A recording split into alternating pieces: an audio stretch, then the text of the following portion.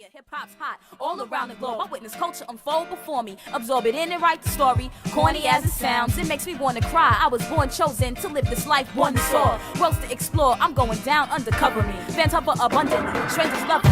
I give my all on stage, kill the sound fatality. I'm 1,000 miles away, some things a rhyme can't say, but let me start from the heart and sincerely state thank you. I thank you all for showing love to me. I appreciate this. Hello, my name is Alyssa Casey, and today we're here with the contemporary expressionist Isaiah Lee. I'm Isaiah. I'm a painter. I live in Kansas City, Missouri.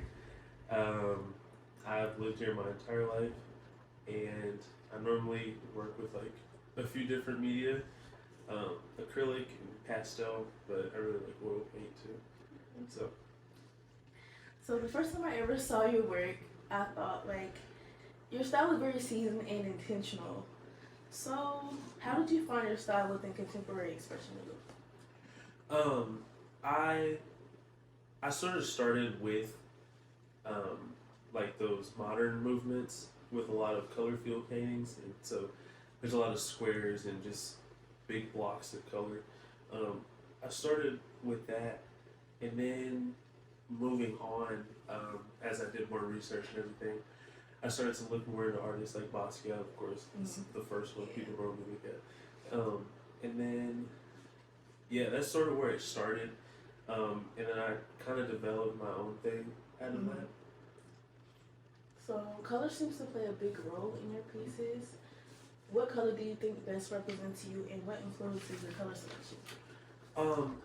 It really just depends. So colors like orange and red are really important to me because of how strong they are. Red normally gets a really strong response. It's a really heavy color. It's a really bold color. Orange is really just a color that I like, and so with those, I use a lot of color theory. So I always have a color wheel somewhere nearby. Like up there, I have a color wheel that I'll look at while I'm painting. So that's very helpful. Like that's what you normally go by. Yeah. That's cool. You're very consistent with your artistic production. What is your creative process like, and what emotions are sparked when you're creating? It sort of depends. If it's a Friday after I get off work and I'm painting, normally on Fridays I'll get a drink and I'll just listen to music and paint whatever comes out of that. Normally Friday nights are a lot of writing, so I'm getting a lot of the story and a lot of the background of my paintings on those sorts of days. But I'm thinking more so, because you said what feelings am I getting from it, what emotions I'm getting from it. A lot of my stuff is based in religion. I have a lot of religious influences from my own childhood. A lot of them are pretty historical. So the series that's directly behind me, that one is from the Homestead series, and it's based on the African diaspora post-slavery. So it's sort of abstracting the spread of Black people and how we influenced America moving into contemporary era. That's so interesting because I feel like a lot of artists, religion, you can't necessarily see it immediately because a lot of people perceive religion very differently. So that's interesting to see it came out like this. So your pieces have a lot of texture and reveal a lot through simplicity. How do you use mediums, textures, and details to convey a message? Through color, I sort of communicate those raw kind of feelings that I'm getting. Some things are totally just based on elements and principles. If I notice something is off in a painting, you can normally offset it by color, by using the color. Reds are heavier, so if you have a cool color on one side, you put a bold red color, that side will feel like there's more weight to it. There's just, it's a lot. It's a lot. It normally takes me a couple months to really finish a painting.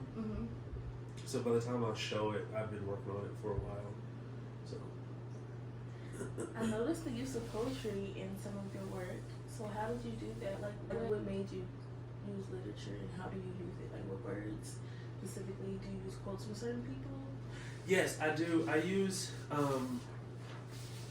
primarily writing from myself. Like when I said that on Fridays, I'll go home and I'll have a glass of wine, a couple glasses of wine, and I'll just start writing, and then I'll kind of break them down and organize them a little bit better once I'm not. But it's mainly from me, and then I use a lot of things from the Bible, of course. Some things that I'll find from other religious books. I can't really think of them like right off the top of my head, but one that I use a lot is probably Job 6, I think, and it's it was the one that says, "Teach me, and I'll hold my tongue." And that's one of those ones that I use a lot. Why that one specifically? I feel like it speaks, and this is what I meant when a lot of my work like sort of ties into religion, is because a lot of what I do is totally tied back to my own childhood and my experiences with separating myself from a lot of situations that I was in, or a lot of problems that I had, like with the church that I was going to, or with the people that I was around and things like that. And so it's sort of I felt like it was sort of a metaphor for myself, and thinking about how there's a lot of cases with the church that I was going to is they weren't really learning. They would only say things, and they would only speak from a viewpoint that wasn't from any sort of like loving place. It was all just, I hate you. I don't want you to do this, and they're not actually learning anything. And so I always feel like everybody can learn, even institutions can learn, but I feel like in a lot of cases, even when you're looking back at the books that you're saying that you're reading and you're saying that you're using, you're still not doing that. And so I would use religious texts in that way to respond to how I felt about that. And so people will think like, oh, he's using scripture, he's a Christian. I'm like, no, I'm not a Christian. I stopped going to church back in 2019. And ever since then, I've just been reading it and using it for a lot of things. And so I feel like on the flip side, with a lot of the stories that I'm speaking on, like with my series Homestead, those things go hand in hand, because we're not a lot of times people aren't learning, especially from the struggle that we're talking about. They're not trying to actually listen to anything that we say, even though we're saying like, hey, like I'll listen to you. I just want you to listen to me. So I feel like that's a pretty good one that I use a lot. It's good. I mean, you may not be Christian, but you still connect to it, even through trauma, you know? So your presentations are very cohesive, and I noticed the use of the paint cans. Yeah. How did you decide to come to that? Like, what made you include those into your presentation? They're too big. a lot of my paintings are they're kind of big, so I'll command strip them to the wall, or I'll just get some really strong thumbtacks and hang on. I thought I had some over here, but they're like these metal thumbtacks. They're actually kind of long, so they like stick all the way into your wrist. Yeah, and so it's normally just the size. I also like that industrial feel that it gives it. So in your previous description about this painting Homestead, you stated that this is my attempt to reclaim my 40 acres. How are you using your art to liberate Black human beings? I'm sort of, I guess, letting people live through me, through my art almost. A lot of my work isn't coming from a place of like struggle in the now. It's more so a reflection on a lot of things that people did struggle with, sort of like empathizing. I currently don't really struggle with a lot of things, just because the life that I had growing up, it wasn't not a financial struggle. It was always something different. So I guess it's more so like wanting other Black people to have a place like to say like, oh, this person like is representing me and my people, because a lot of times when people talk about Black Americans or Black people, they're always thinking about Africa. Yes, or and, struggle. Yeah. Yeah. And so I'm not from Africa. I've never been there. You always think like, those are my people, my people, but I'm like, my people are Black Americans, yes. and we all live here, and most of us have not been to Africa. The diaspora is very real. Yeah, the diaspora here in America is so widespread, and we just ignore that part because we're always trying to separate ourselves from America. And find where we came from. Yeah. Not that we came from here, but this is where our history is, whether we like it or not. Yeah. Sadly, we're here, that's the truth. and I'm like, we should be celebrating what we have here as a people, and I don't know, my ancestors in Africa, I don't even know where they would have been from because they were all split apart. Exactly. So I'm just like, the furthest back it stretches is here. Yes, So, that's as far as you know.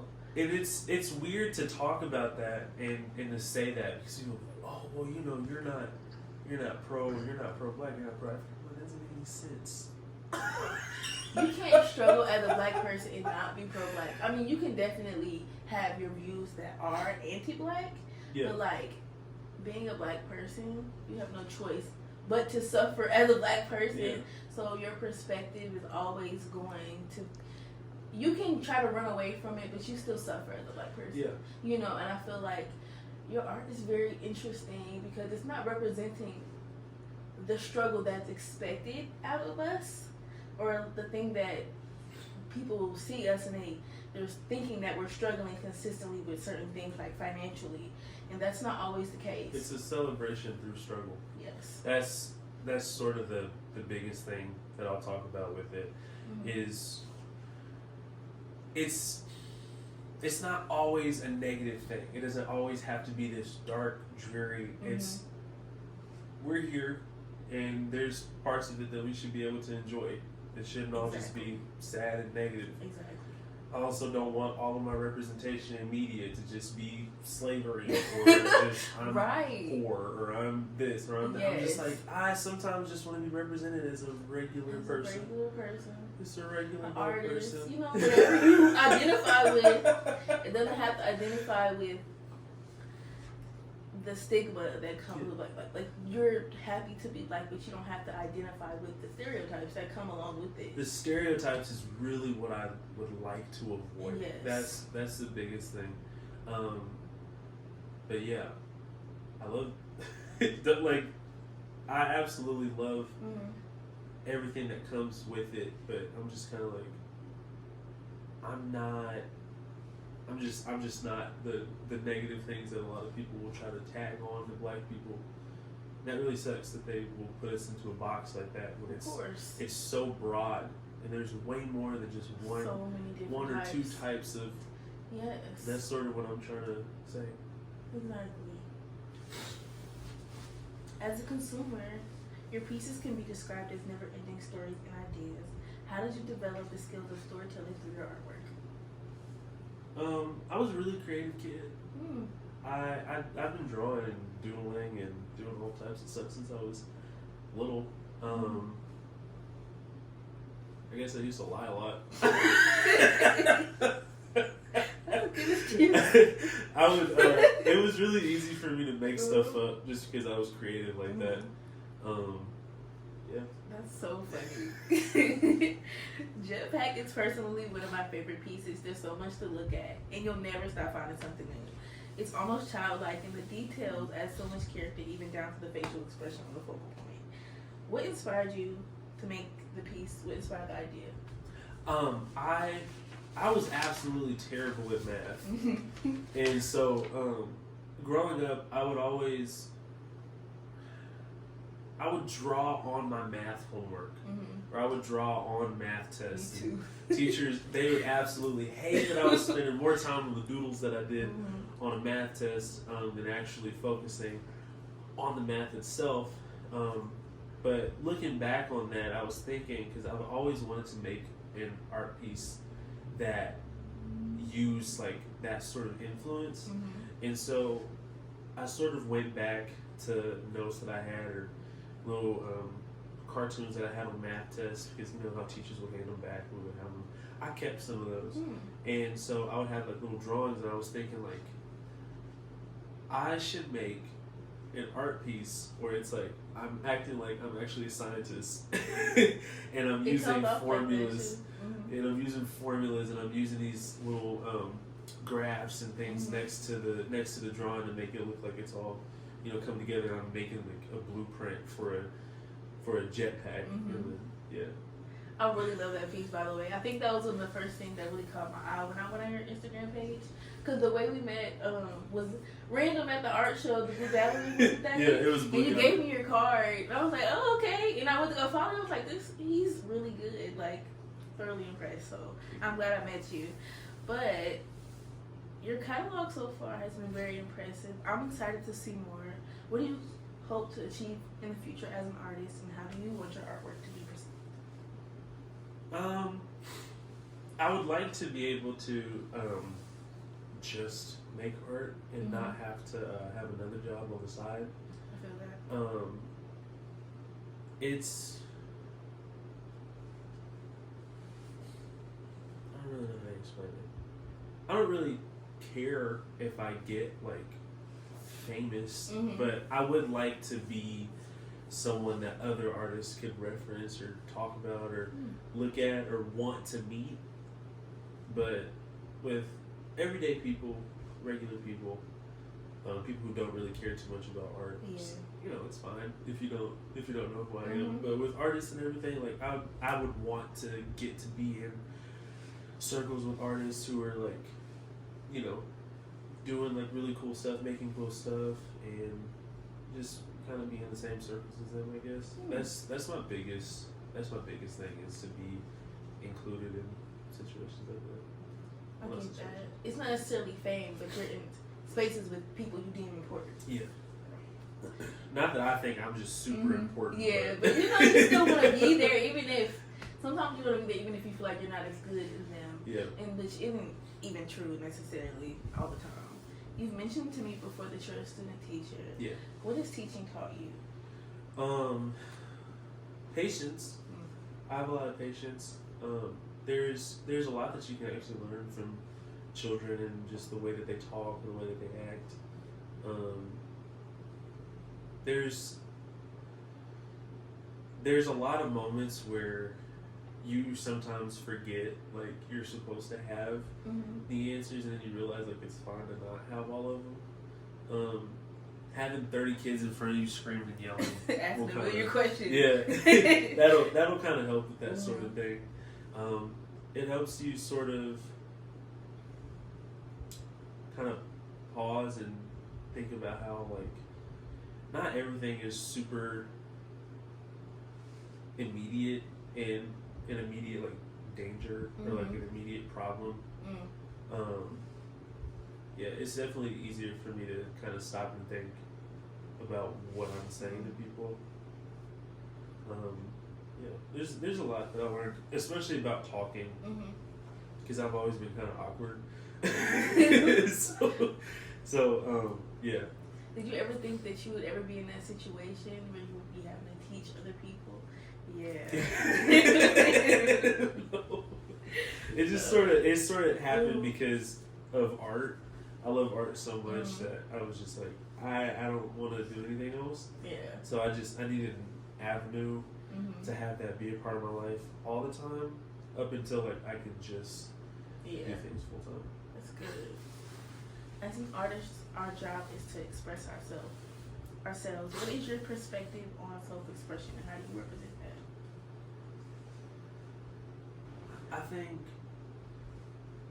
I think that's really what art is. Even in representational art, where it's all just portraits and it's all just pictures of people, you'll still get like a little bit of yourself in those, like whether that be through the brush strokes or the colors that you're using, or the way that you saturate the canvas, or even the way that you build the canvas, or the way that you handle the paint or anything like that. I feel like there's a little piece of you in all of those.